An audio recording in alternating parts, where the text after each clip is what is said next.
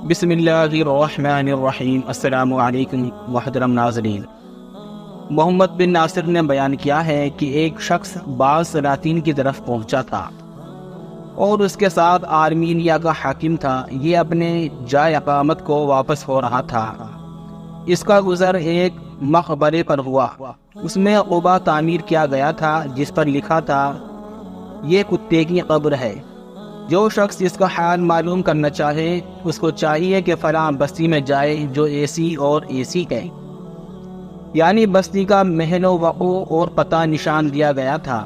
وہاں ایک شخص اس کا حال بتائے گا۔ اس شخص نے اس بستی کا راستہ معلوم کیا تو لوگوں نے راستہ بتا دیا۔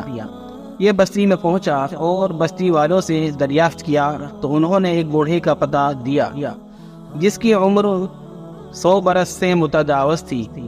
اس نے اس سے مل کر سوال کیا تو اس نے قصہ سنایا کہ میرے گرد و نواح میں ایک عظیم الشان بادشاہ تھا اور وہ سیر و شکار اور سفر میں مشہور تھا، اور اس کے پاس ایک گھر کا پلا ہوا کتا تھا جو اس سے جدا نہ ہوتا تھا۔ ایک دن وہ اپنے کسی شکار گاہ کی طرف جانے لگا تو اپنے بعض غلاموں کو اس نے حکم دیا کہ باورچی سے کہہ دے کہ ہمارے لیے دودھ کی کھیر تیار کریں، اس کی ہم کو خواہش ہے، اسی لیے یہ بنا لینا، اور اپنے سیر گاہ کو روانہ ہو گیا۔ باورچی نے اس کی تیاری شروع کر دی، دودھ لایا اور اس نے بادشاہ کے لیے بہت سی کھیر تیار کر دی، اور یہ بھول گیا کہ اس کو کسی چیز سے ڈھک دیتا اور دوسرے کاموں کی تیاری میں مشغول ہو گیا۔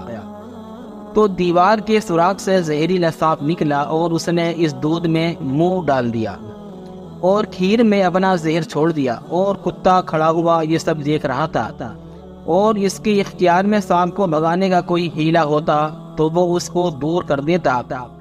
اور وہاں ایک باندھی بھی تھی، کمزور نازک گونگی، جس کی ٹانگیں ماری ہوئی تھیں، وہ بھی سانپ کی حرکت کو دیکھ رہی تھی۔ اور جب بادشاہ شکار سے واپس آیا اور غلام کو حکم دیا کہ سب سے پہلے میرے سامنے کھیر لاؤ، جب وہ اس کے سامنے رکھی گئی تو گونگی نے اس کو اشارہ کیا مگر وہ سمجھا نہیں کہ یہ کیا کہہ رہی ہے، اور کتے نے بھونکنا اور چلانا شروع کیا مگر اس نے اس کی طرف التفات نہیں کیا۔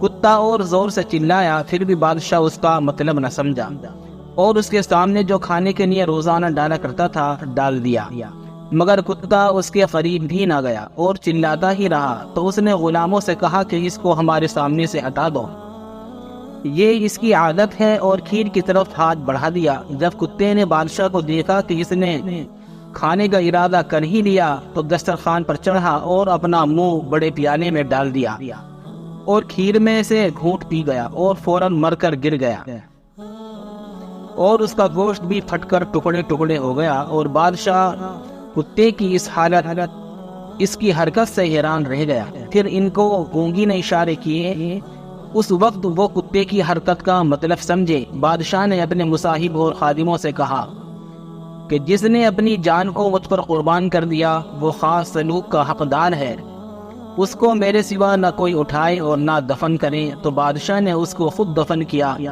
اور اس پر قبہ تعمیر کرایا اور اس پر وہ تحریر لگائی جو تم نے پڑھی۔ محترم دوستو، اگر ویڈیو پسند آئے تو لائک کریں اور بیل آئیکن کا بٹن دبائیں۔ السلام علیکم ورحمۃ اللہ وبرکاتہ۔